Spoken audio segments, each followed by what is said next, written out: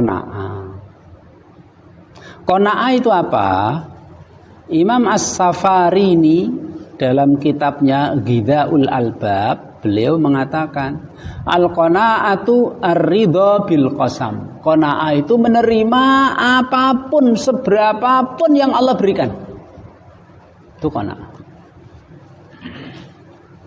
Usaha diwajibkan, usaha harus, tapi berapapun yang Allah berikan kita terima dengan lapang dada, itulah qanaah.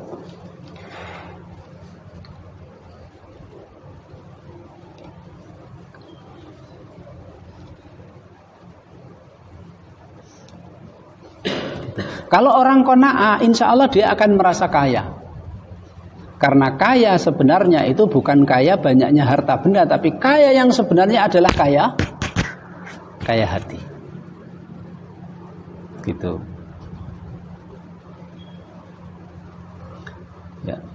Imam Tirmidzi, Imam Ibnu Hibban, Imam Hakim, mereka meriwayatkan hadis dari Fudalah bin Ubaid. Rasul bersabda, tuba liman hudiya lil Islam wa kana aishuhu kafafan wa kunni abihi. Beruntung orang yang diberi petunjuk oleh Allah sehingga masuk Islam. Kemudian dia menjalankan syariat dan ajaran Islam. Terus hidupnya cukup dan dia diberi oleh Allah sifat qanaah. Cukup, Mas. Allah beri dia kecukupan, cukup untuk makan, cukup untuk memberi nafkah keluarga, cukup untuk kebutuhan sehari-hari di kehidupan dunia, cukup. Dan Allah buat hati dia qanaah, menerima apa yang Allah berikan seberapapun. Itu tuba, beruntung. Sebab apa?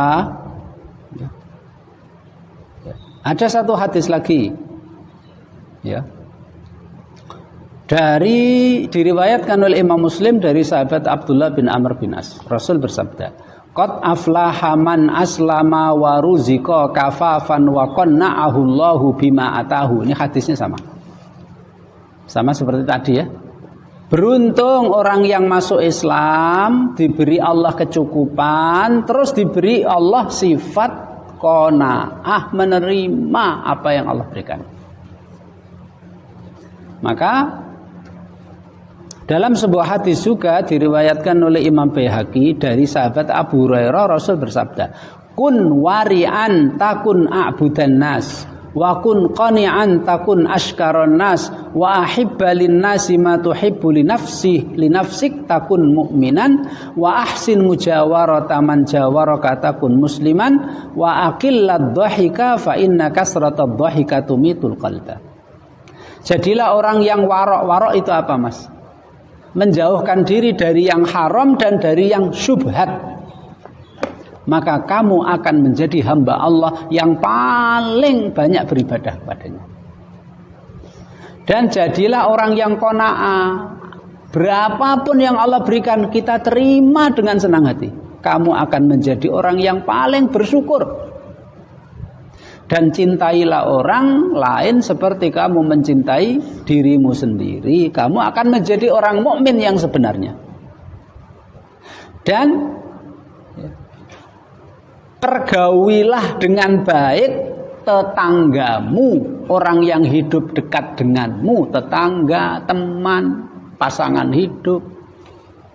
Dan kurangi ketawa, sebab kalau kebanyakan ketawa akan mematikan hati. Boleh ketawa, Mas, boleh bercanda, tapi jangan terlalu, sebab kalau terlalu itu nanti akan mematikan hati.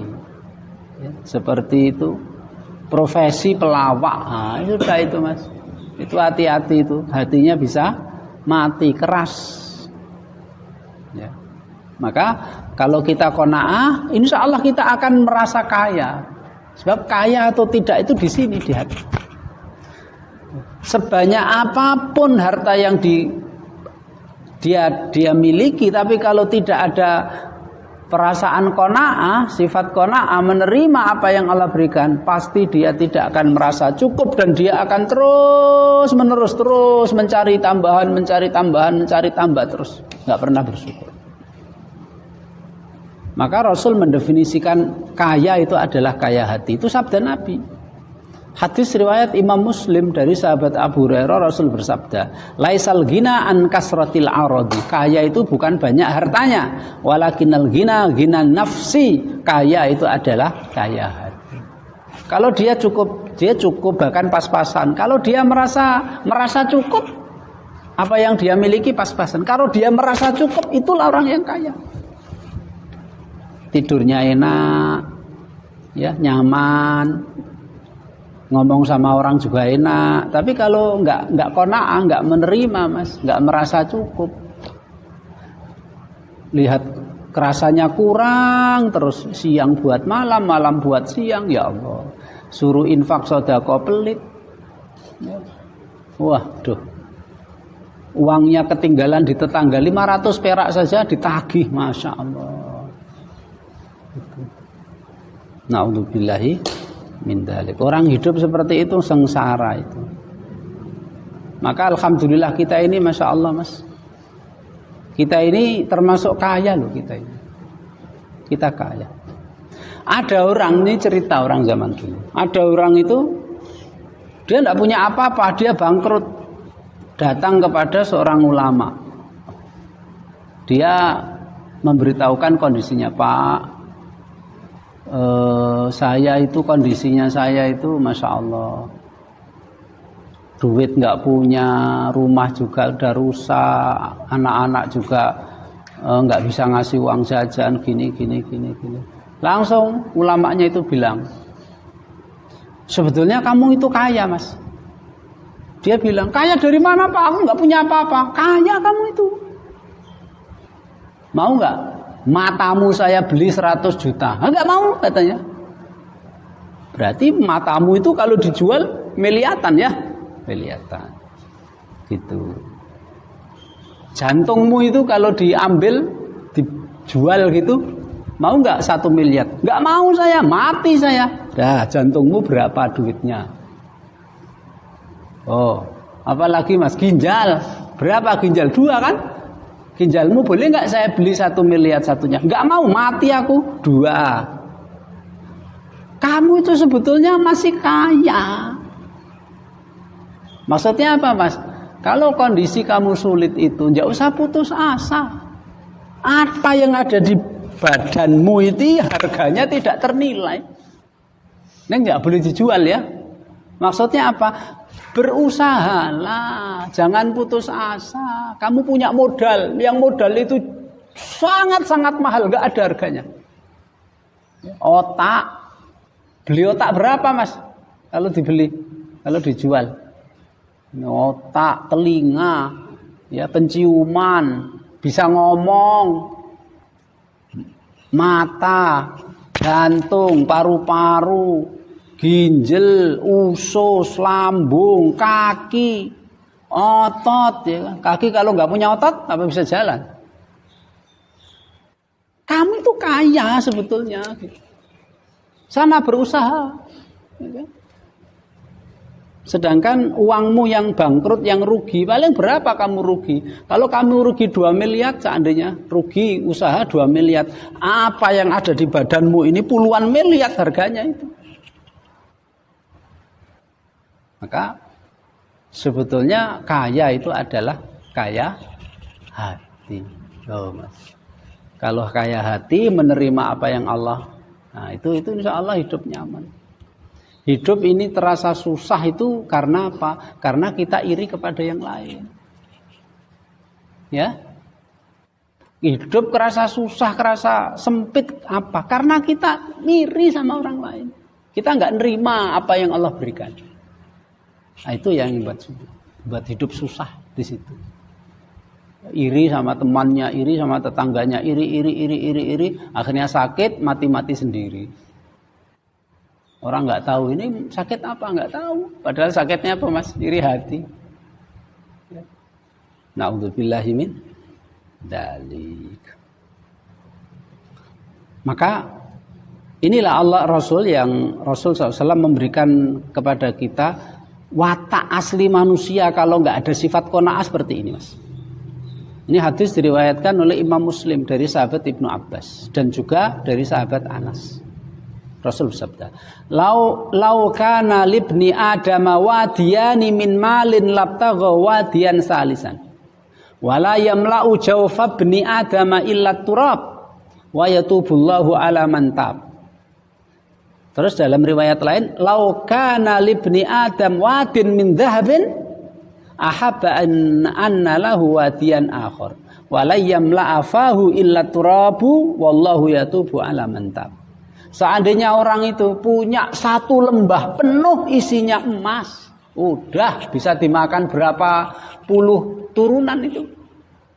Pasti dia itu berharap untuk mendapatkan lembah satu lagi penuh dengan emas. Itulah watak asli manusia. Maka kalau tidak didasari rasa qanaah kepada Allah Subhanahu wa taala, kita merasa istilahnya menerima apa yang Allah berikan kepada kita, kita akan selalu terus rakus ya. Kita selalu ingin terus tambah rakus. Dan tidak ada yang bisa menghentikan ya mulutnya manusia kecuali debu alias mati, dan itu tidak akan dihentikan kecuali mati baru dia berhenti berangan-angan. Dan Allah menerima tobat orang yang mau tobat kepadanya.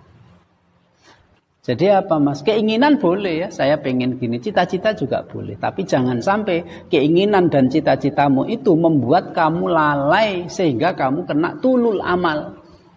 Tidak mau amal, tidak mau apa, nunggu nanti kalau sukses, nunggu kalau tidak boleh. Silahkan kamu punya angan-angan, silahkan kamu punya cita. Sekali lagi jangan lalai, jangan tulul amal. Dan yang kedua jangan sampai apa, Mas, melanggar agama dalam usaha untuk mencapai. Sehingga menghalalkan segala cara itu tidak boleh.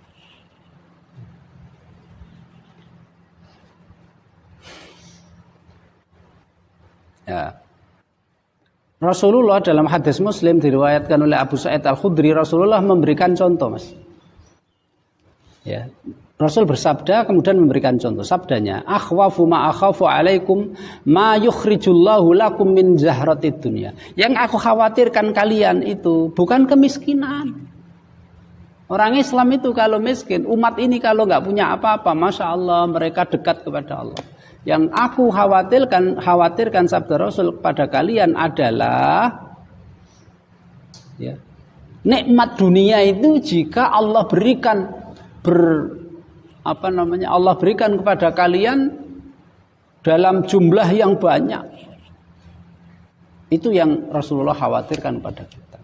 Ketika Allah memberikan rezeki kita yang melimpah-limpah, itulah yang Rasulullah khawatirkan bagi kita.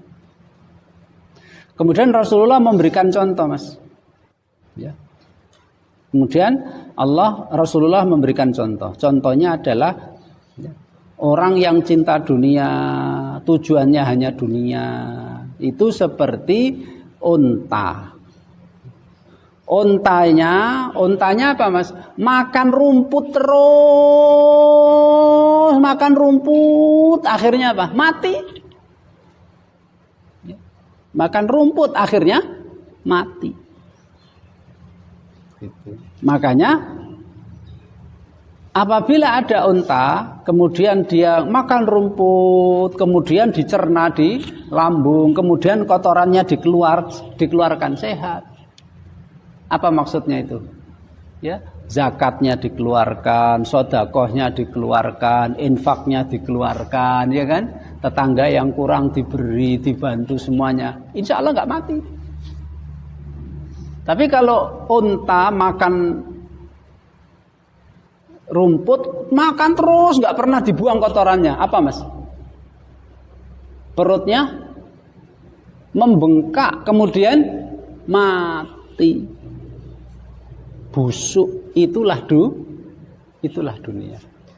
Dunia itu, harta itu diambil dengan cara yang benar, kemudian dikeluarkan hak-haknya. Itu yang selamat. Tapi yang nggak selamat adalah harta diambil dengan cara yang nggak benar, kemudian digunakan untuk maksiat kepada Allah, untuk nikmat senikmat-nikmatnya, untuk maksiat, tidak diberikan hak-hak yang lain. Sudah. Itu ibarat unta yang mati karena perutnya kekenyangan.